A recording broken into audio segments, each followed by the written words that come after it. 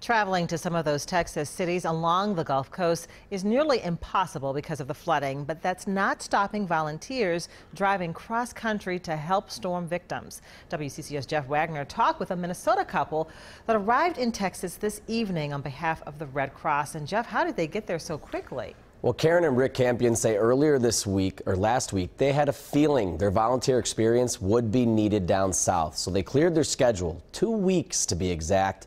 And they'll spend tonight in Austin, Texas, but tomorrow they say they'll be in a disaster zone. Streets have become streams and neighborhoods into lakes along the Gulf Coast in Texas. Getting into these Hurricane Harvey ravaged towns won't be easy, but American Red Cross volunteers Karen and Rick Campion will find a way. We're in an emergency response vehicle, so we would be delivering food to those in need. The Campions anticipate they'll be sent to Corpus Christi, one of the first areas to see significant damage when Harvey made landfall, roughly 1,300 miles from their Minnesota home. They are in need, great need.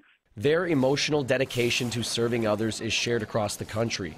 In St. Louis, Missouri, hundreds of volunteers packing meals for local food pantries decided to route a portion of them to hurricane victims. In Miami, Florida, American Red Cross trucks loaded with medicine, water, and blood are bound for Houston. And back in Minnesota, the American Red Cross Hurricane Harvey relief.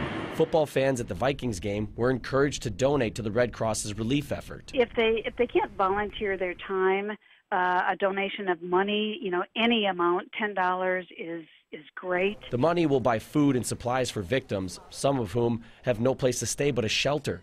But the Campions will deliver those same items door to door to the families just now getting back to their homes. The Campions are 2 of 22 American Red Cross volunteers from the Minneapolis chapter who will help in Texas. To learn how to volunteer yourself, make a donation, or where to give blood, we've got the link attached to this story on WCCO.com.